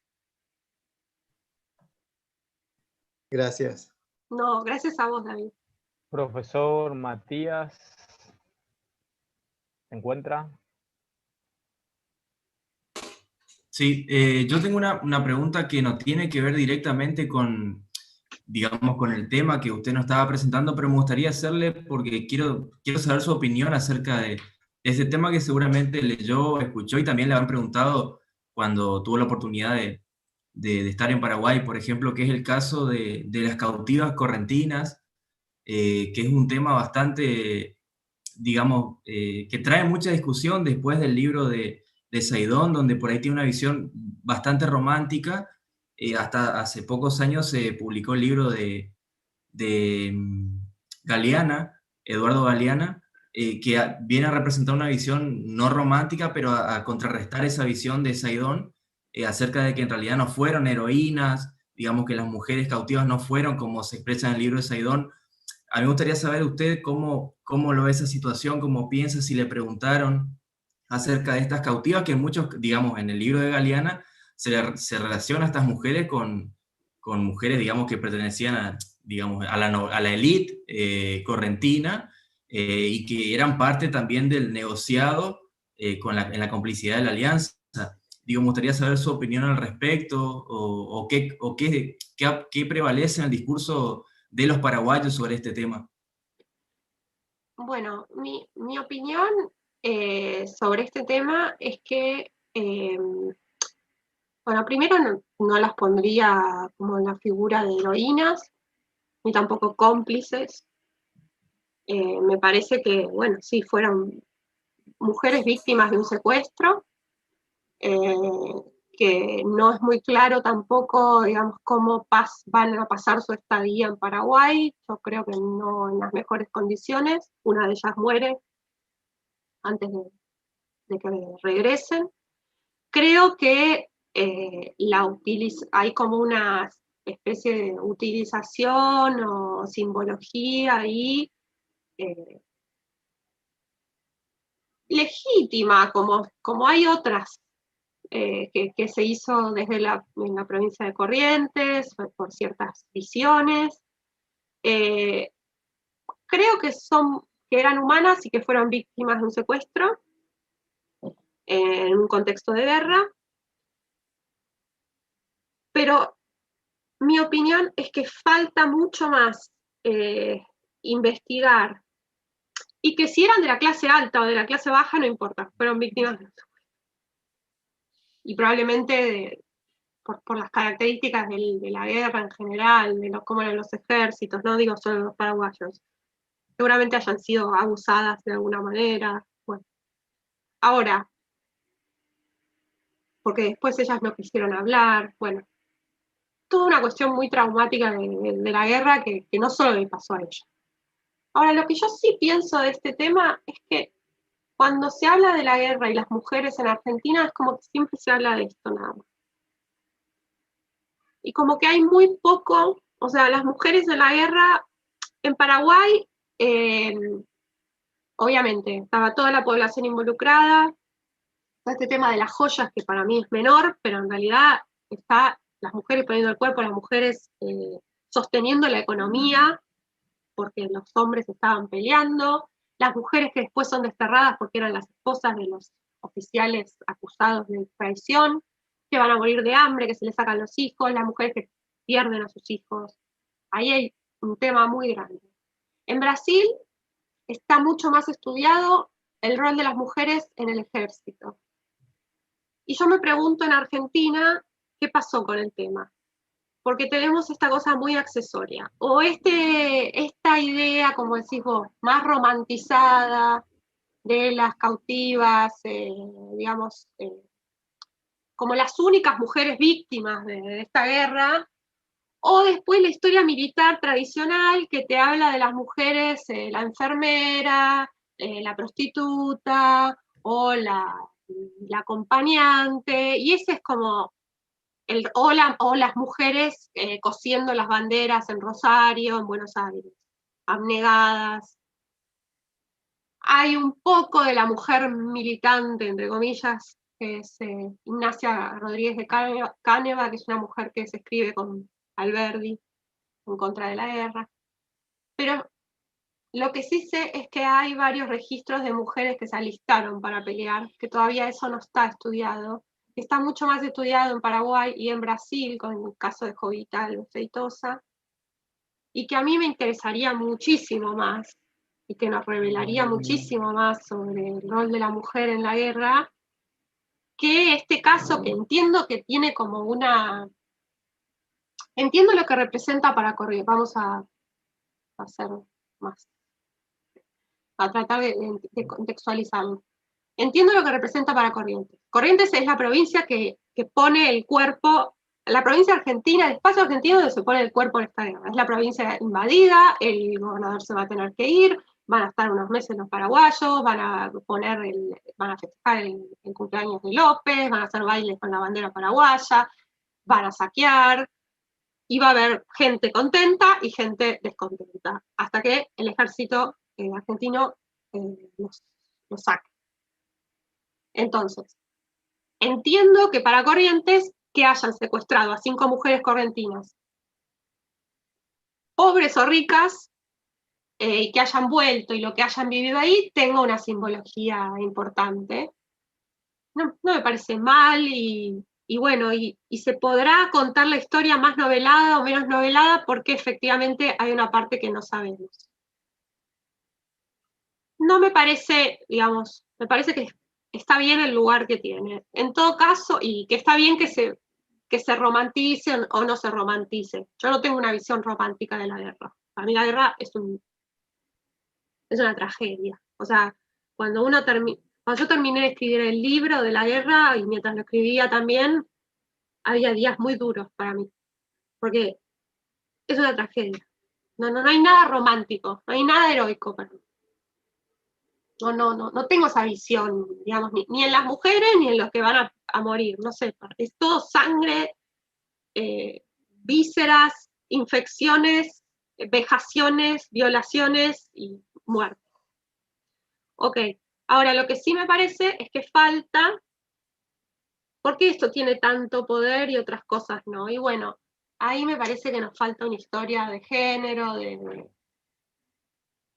estas mujeres que pelearon, de las mujeres que se vieron de alguna manera involucradas, y bueno, y esto de las niñas también, ¿no? Que yo te lo debo lo tengo que hacer este año con la pandemia.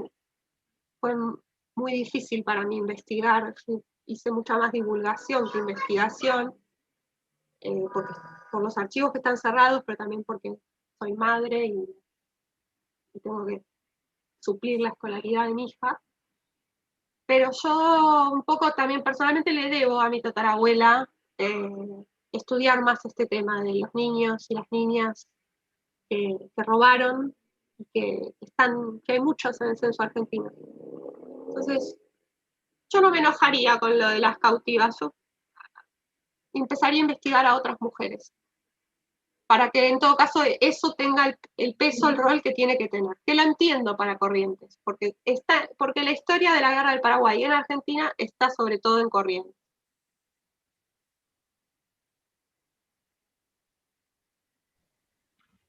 ¿Alguna otra pregunta? Hay una pregunta más en el chat. No sé si... Sí. ¿Cuánto hay de verdad de que la fiebre amarilla en Buenos Aires de la época se debió a que los cuerpos de los fallecidos por la guerra fueron arrojados en el río Paraná? Pregunta de Diego Villalba. La verdad, no quiero contestar algo que no sé, porque yo escuché esa versión, pero la verdad no quiero contestar algo que no sé. Sé que ahora hay un libro de Maximiliano Fiqueprón, que creo que habla de las pestes, de las epidemias de esa época, y quizás ahí esté la respuesta, digamos, más epidemiológica o técnica.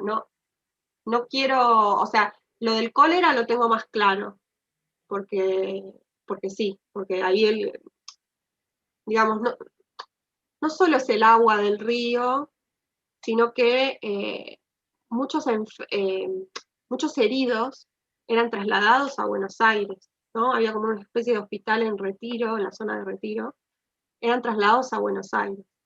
Entonces ahí sí viajaron las enfermedades, y como dije, hasta el punto de que Marcos Paz, el mismo vicepresidente de la Nación, fallece y obliga a que Mitre deje su puesto como general en jefe.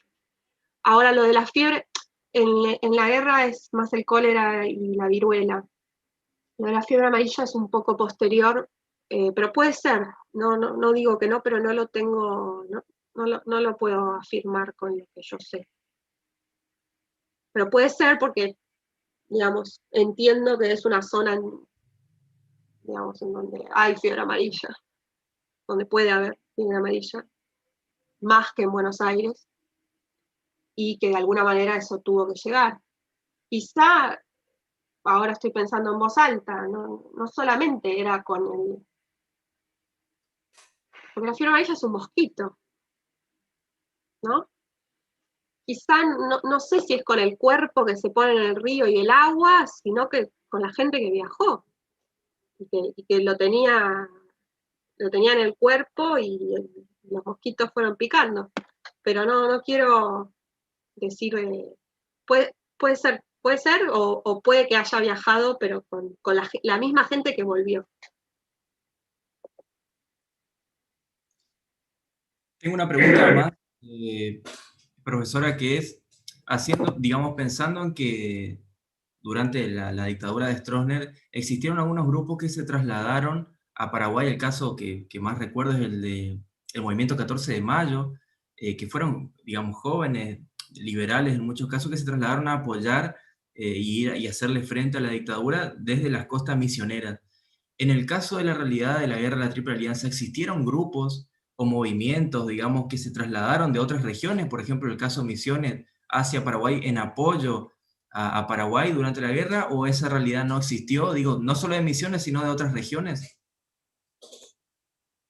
Sí, existieron, digamos, el registro que tenemos es, el más conocido es el de Telmo López, que es el hijo, creo, de Stanislao López, el caudillo Stanislao López de Santa Fe. Casi segura que es el hijo. Disculpe, pero no se le escucha. ¿No se escucha nada? Muy bajito. A ver ahora. A ver. ¿Ahora? ¿No? No. ¿Ahora? Se escucha bajito. Bajito se ¿Muy escucha. bajito? Sí, por ahí antes de la pregunta del profesor, estaba, no sé, parece que como que movió el micrófono allí. A ver ahora. ¿No? Sí, mejoró un poquito, ¿no? ¿Escuchan mejor? Claro, lo que puede hacer la doctora es volver a desconectar el micrófono y conectarlo de nuevo. O desconectar el audio, perdón, no el micrófono, el audio, y volver a conectarse con el micrófono nuevamente. Ahí yo lo hago desde acá. A ver, ahí probamos.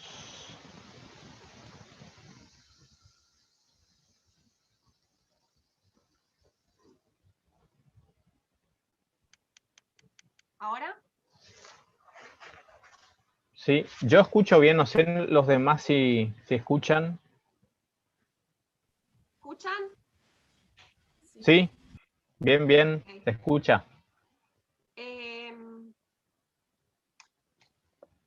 Tenemos el registro, el más importante, el más reconocido, es el de este general Telmo López, que creo que es el hijo de Stanislao López, ahora no recuerdo, el caudillo de Santa Fe, y si no es el hijo, es el nieto, el sobrino, pero que es el general que sí se traslada a Paraguay, que es santafesino y que va a apoyar, va a ponerse a pelear del lado paraguayo con algunas de sus tropas. Ahora, después tenemos en los desbandes de Basualdo y Toledo, en Entre Ríos, hay relatos, sobre todo de la prensa liberal, que dicen que 200 soldados, Telmo era el hijo, gracias, Puri, que dicen que 200 soldados se trasladaron a Paraguay para apoyar a López. Pero ¿qué pasa con eso? Cuando uno lee la prensa paraguaya de la época, que es absolutamente reflejo de la voz de López, una prensa, digamos, de trinchera y muy oficialista, o directamente oficialista, no aparece no aparece un contingente de entrerrianos que salió que se escapó de Urquiza y fue a apoyar a López. A mí eso me hace pensar que efectivamente no ocurrió, porque digamos, ese tipo de botines, digamos, o de victorias, eran muy promocionadas. Entonces, digamos, el caso emblemático y que ellos utilizaron fue el de Telmo López. ¿Están los casos, digamos, intermedios que no se utilizan y que hay que investigar? No sé cuán posible es rastrear eso, de gente que está en la frontera y decide apoyar la causa paraguaya. No aparecen como grupos, como me decís, esta agrupación, no. Ahora, que gente que vivía en la frontera quisiera pasar para allá, seguro. Y de hecho, en la experiencia de la invasión a Corrientes, 1/3 de la población se quedó apoyando al régimen de López. O sea, y López lo que hizo fue poner un triunvirato de correntinos. O sea que hubo 3 correntinos que gobernaron, digamos, en alianza con López. O sea, ahí tenés un contingente de personas importante que efectivamente se puso a disposición del ejército paraguayo y que después van a ser juzgados por traición a la patria. Entonces, me parece que es un fenómeno, en todo caso, menor. Como dije, este caso de Felipe Varela no llega ni manda a nadie a Paraguay, podría haberlo hecho, y sí lo que hay, que es más conocido, después tenemos estos lugares llamados quilombos, llamaban así, ¿no? Como que están los esclavos que se escapan de Brasil, los que se escapan de Paraguay, los que se desertan de Argentina, bueno, hay un híbrido. Después está otro tema que es qué hacen las comunidades indígenas. Muchas apoyan a Mitre, otras son más funcionales a Paraguay, pero tampoco es que lo apoyan. O sea, ahí hay muchos híbridos. Y después está el tema que es, si querés, es más análogo con lo que me decías de Stroessner, por lo que entiendo, que son los paraguayos que estaban exiliados en Buenos Aires, que se consideraban liberales, que eran opositores al régimen de Carlos López, de Francia, y después de Francisco Solano López, y que forman lo que se llama la Asociación o Legión Paraguaya, y pelean en contra de López en el ejército aliado como un contingente más. Eso es otra de las cuestiones que en Paraguay son muy delicadas, y no lo de Gran Bretaña, y por suerte ya dejamos de hablar de Gran Bretaña, que me interesa mucho menos. Eso es muy delicado, porque el término legionario, y mi colega Claudio Armandanz lo estudia muy bien, el término legionario en Paraguay tiene una connotación, digamos, de traidor. Hoy, un legionario, ¿no? Como muy fuerte, y tiene que ver con estos personajes que muchas tenían sus propios órganos de prensa en Buenos Aires, que digamos estaban muy integrados a las élites políticas de Buenos Aires, y que armaron un contingente para ir a pelear en la guerra, que una vez que la guerra se traslada a Paraguay, van a dejar, esto es importante, ¿no? Van a dejar de pelear. O sea, como que cuando la guerra toma ese cariz como invasor y más destructivo, ellos van a dejar la lucha armada, pero que también van a ser parte de la nueva generación que va a gobernar Paraguay en la posguerra. Y que por eso también la influencia, si bien la ocupación y el ejército, digamos, que hace la guerra al final y que mata a Francisco Solano López, es sobre todo el brasileño, la influencia argentina, culturalmente, no es menor. Y yo diría que es hasta mayor. Sí, legionario es un insulto después de que se destituyeron a Lugo. Sí, es una palabra, digamos, horrible. Y son estas personas que pelearon y que después muchos van a ser los que gobiernan el Paraguay post-lopista, posguerra, y que con toda esta influencia argentina que tienen, van a imponer como este tipo de cosas que no son menores, como una constitución exactamente como la de Argentina, unos vínculos también para formar digamos, construir un sistema de educación pública muy ligados a Argentina. Sarmiento no solo muere en su odiado Paraguay por una cuestión de consejo médico, sino que ya antes, un poquito antes, ya estaba asesorando, ¿no? Y durante su estancia hasta su muerte va a estar ahí asesorando. Entonces esos vínculos culturales no son menores, y en mi opinión, si bien Argentina no logra todos sus reclamos territoriales, porque la parte de Villa Occidental queda para Paraguay, también por el laudo del presidente norteamericano, otra cosa a favor de que el imperialismo es más argentino que yanqui para ellos, aunque sean eso.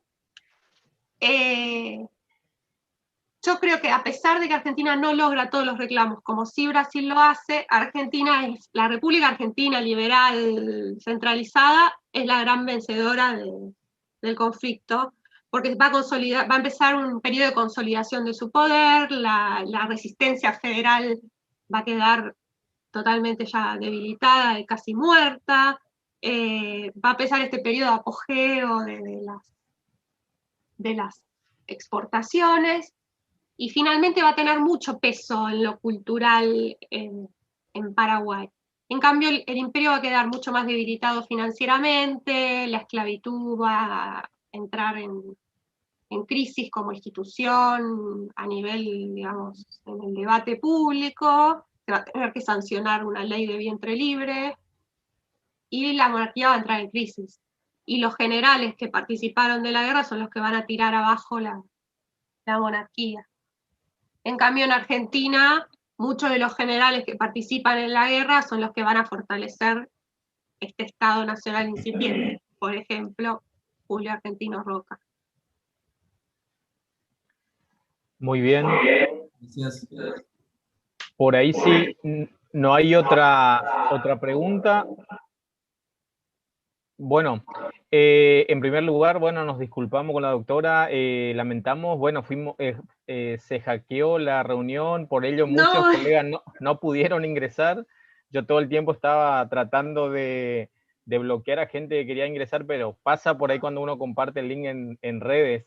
Pero estuvieron viendo a través de YouTube y también de Facebook, ahí que lo compartimos. Agradecemos, y bueno, y por ahí era una cuestión, acá como estamos en el extremo del país, queríamos ver, bueno, por ahí son cuestiones de decisiones editoriales, pero por ahí para acceder al material que usted ya tiene publicado, si lo tiene, o sea, por ahí, si nos puede comentar algún punto de venta, si hay disponible en modo digital. Sí, bueno, en internet pueden encontrar libremente mis artículos. El libro se puede, o sea, no, sí, por una cuestión editorial no es libre, no gano nada yo igual, pero bueno, es así. No, lo que preguntaba el tema de cómo acceder, o sea... y tampoco tengo, porque siempre quiero, me hubiera gustado tener como más ejemplares para regalar y mandar, pero no tengo ni siquiera, tampoco tengo ya, o en este contexto menos, los medios para mandarlos de regalo. Pero sí, se puede acceder, lo venden en Mercado Libre. A veces hay librerías en el país que lo tienen, las grandes librerías lo tienen, Jenny, el Ateneo, Cúspide, pero también hay librerías intermedias que lo tienen. Yo ahora me voy a fijar, y si no voy a hablar con el editor a ver en qué librería de Misiones puede estar, porque en Mercado Libre está, pero yo sé que el costo del envío a veces es incluso más caro que el libro. Sí. Y si no, la versión digital está en Amazon, pero está con un precio que creo que es más caro que comprarlo en papel porque está en dólares. Para el de afuera es más fácil eso. De hecho, en Brasil me pasa mucho que lo han comprado por Amazon digital, pero bueno, acá justo ahora no es el momento cambiario más más indicado. Así que, bueno, también lo venden en Paraguay.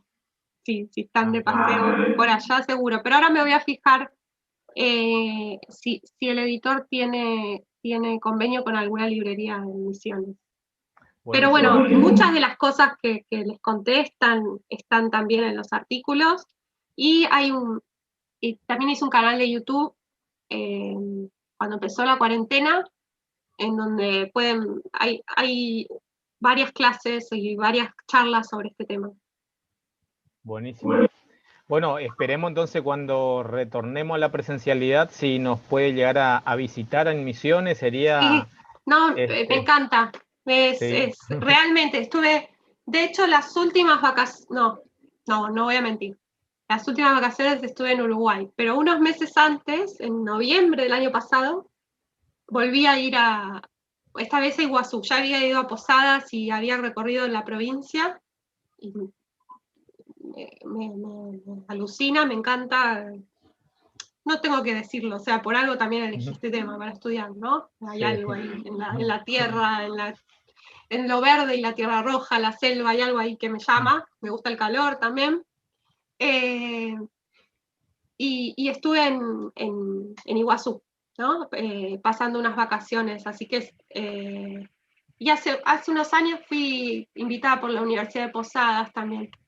Así que sí, o sea, cuando toda esta porquería pase, voy a estar muy, muy contenta de visitarlos. Y la verdad que lamento lo del hackeo, no sé, yo lo puse, no sabía lo de YouTube, si no tendría que haber puesto el link de YouTube y no lo del link de Zoom en las redes sociales, pero aún así fue, la verdad, y lo digo sinceramente, fue muy ameno y como todas las preguntas que hicieron me parecieron como, no sé, como muy pertinentes, como de gente que está interesada por el tema, que ya leyó sobre el tema y que además me escuchó.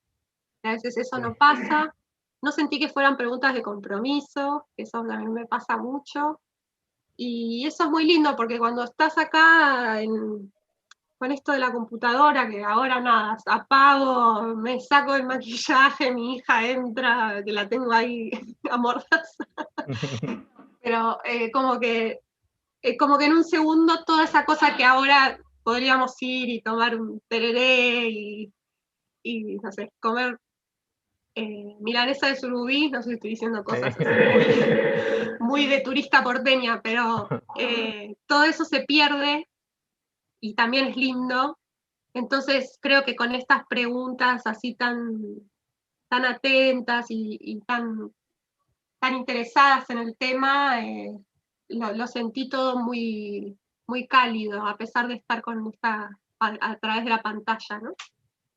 Tal cual, nosotros también lo sentimos igual. Bueno, esta cuestión de la pandemia como que nos limita la cuestión de dar un abrazo, de, bueno, charlar es otro, la magia, digamos, estar presente, pero también lo sentimos, y bueno, lo sentimos de igual forma que usted, y agradecemos enormemente que se haya tomado el tiempo, y bueno, considerando también que es madre y todo lo que ello implica, también no queríamos quitarle más, ya se nos fueron 2 horas, así que riquísima la charla, y bueno, y quedará ahí en YouTube para aquellos que no pudieron ingresar al Zoom.